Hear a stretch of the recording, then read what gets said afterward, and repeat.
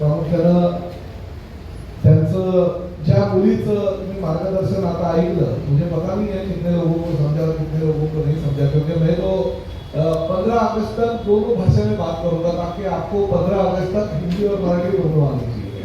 मैंने तय किया है कि 15 अगस्त तक हिंदी में भी बात करूंगा और ट्रांसलेट मराठी में भी करूंगा, ताकि एक शिक्षक के तौर पे मैं आपका शिक्षक बन जाऊं, क्योंकि शिक्षक पहले हिंदी में बात करता है फिर उसको मराठी में समझाता है। तो मैं भी सोचूंगा, क्योंकि इस परिसर का 20 साल से मैं मीरा भाईंदर शहर का विधायक हूँ, तो मेरी भी जिम्मेदारी बनती है आपका शिक्षक बनने, बराबर ना। विकास के काम करते रहते हैं, अगर शिक्षक के तौर पे अगर आपको शिक्षा दूं तो वो भी मेरी जिम्मेदारी है। तो मैं सबसे पहले आप लोगों को यहाँ पे बुलाने का मकसद हेमांगिनी पाटिल मैडम ने बताया कि देखिए आप लोग अलग अलग राज्य से हैं। क्या होता है कि रिक्शा वाले और टैक्सी वालों का नाम लेते तो सब लोग बोलते हैं सभी उत्तर भारतीय, मगर ऐसे नहीं है। देश के हर कोने से आया हुआ हिंदी भाषी यहाँ पे अपनी रोजी रोटी के लिए काम धंधा करने के लिए आया, चाहे उत्तर प्रदेश से हो, बिहार से हो, कर्नाटक से हो, तमिलनाडु से हो, केरला से हो, कई से, जम्मू कश्मीर से भी आने वाले बहुत सारे लोग हैं। तो देश के हर राज्य से यहाँ पे आप लोग आए हो, कई पानी अपना मजदूरी करके, मोहब्बत में तो कुछ कहाँ पे चोरी मारी करके तो आप पैसे भी कमाते हो। 8-8 घंटा 10-10 घंटा, कभी कभी तो 16-16 घंटा काम करने वाले लोग हैं। आपको शायद पता नहीं रहेगा, मगर अभी एक अंदर की बात बताता हूँ, कुछ लोगों को बताया कि मुझे पता नहीं है, मगर मैंने भी मेरी जिंदगी के 8 साल रिक्शा चलाई। कितने? 8 साल नहीं, 2-5 दिन या 10 दिन नहीं, 8 साल। 1981 से लेके 1988 तक मैं रिक्शा चलाता था डोंबिवली स्टेशन में। और आज जो गाड़ी है वो तो रियर है, पीछे इंजन होता है, हमारे टाइम पे आगे इंजन होता था।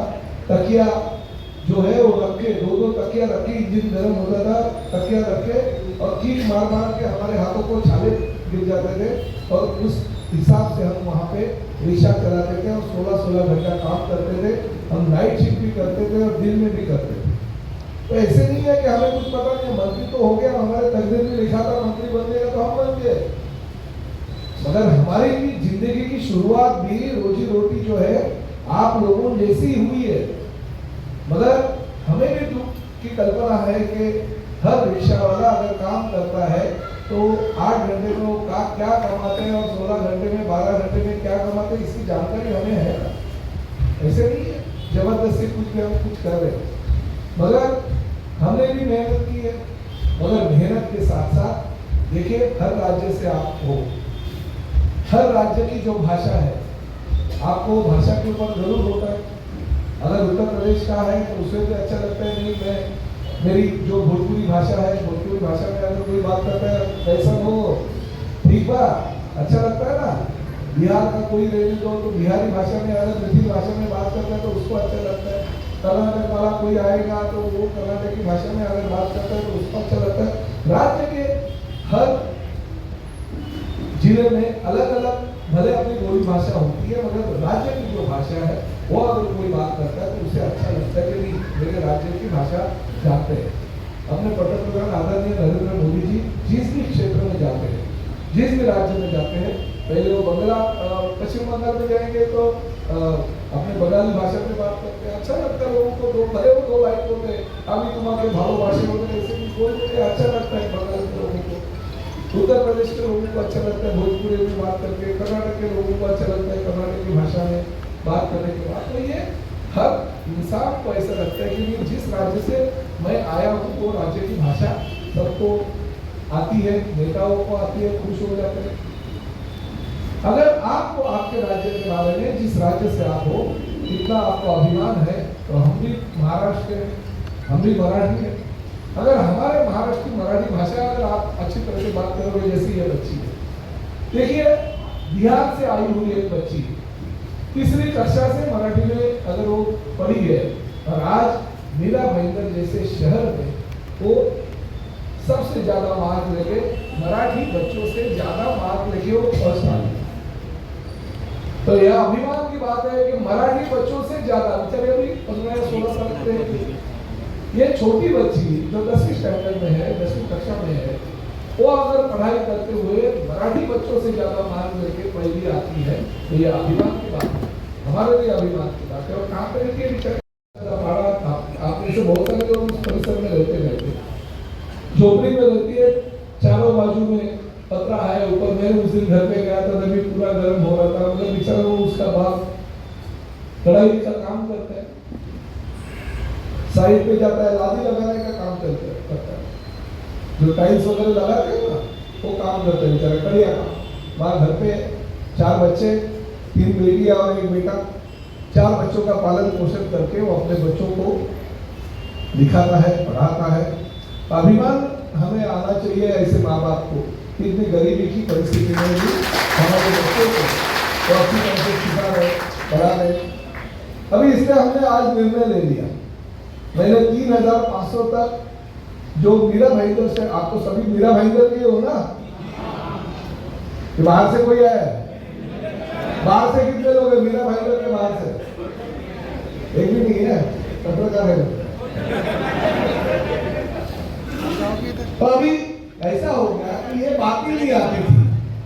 अभी ये बात कैसे आ गई? जैसे हमारे हेमंत पाटिल जी ने बोला है कि हमारे यहाँ के हमारे मित्र विधायक नरेंद्र जी मेहता, इन्होंने एक खत दे दिया, एक लेटर भेजा मुख्यमंत्री जी को, हमें एक लेटर दे दिया कि मीरा भाईंदर में बहुत सारे रिक्शा वाले जो है वो गलत तरीके से परमिट उनके पास है, बहुत सारे डुप्लीकेट कागजात उन्होंने जमा किए और डुप्लीकेट कागजात जमा करके उन्होंने परमिट लिया है, तो इसकी इंक्वायरी होनी चाहिए, उनके परमिट रद्द होने चाहिए।